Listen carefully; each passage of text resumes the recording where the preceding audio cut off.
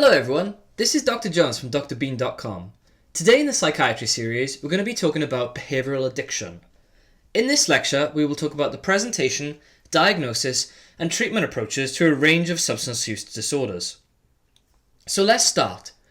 Though behavioural addictions like gaming, gambling, or sex can be less physically debilitating than similar addictions to, say, drugs, their impact can be no less severe.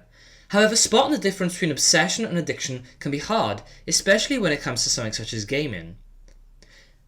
On the other hand, when someone has something such as a gambling addiction, it may be more easily able to tell that they have the problem because they may be spending lots of money or engaging in criminal activity.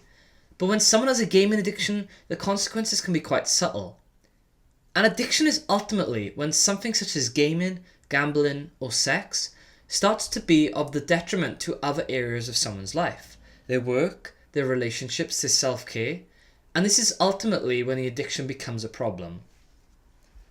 So, the next one we're going to be talking about is gaming disorder. So the World Health Organization recently included gaming disorder in their most recent draft of the International Classification of Disease, so the ICD-11.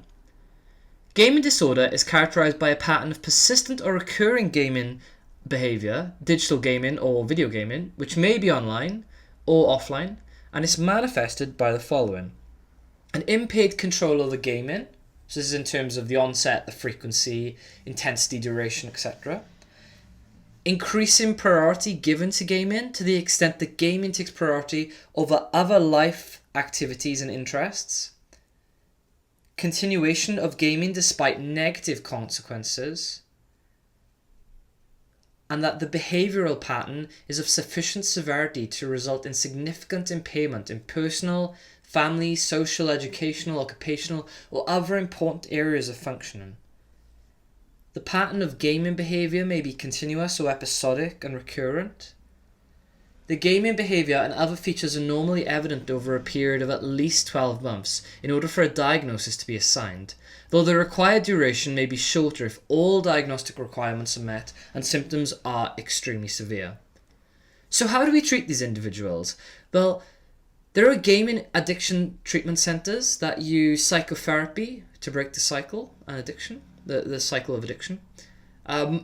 Although more research is really needed at the moment because this is a very newly established disorder, so there's not a lot of kind of different treatment approaches out there at the moment. Psychotherapy, as I've already mentioned, seems to be the main kind of first line. So, now let's look at the next disorder. Alex is a 47-year-old married man, and he comes into clinic after his husband left him a month ago, stating that Alex won't stop spending all our money in the casino. Alex has a history of gambling his money.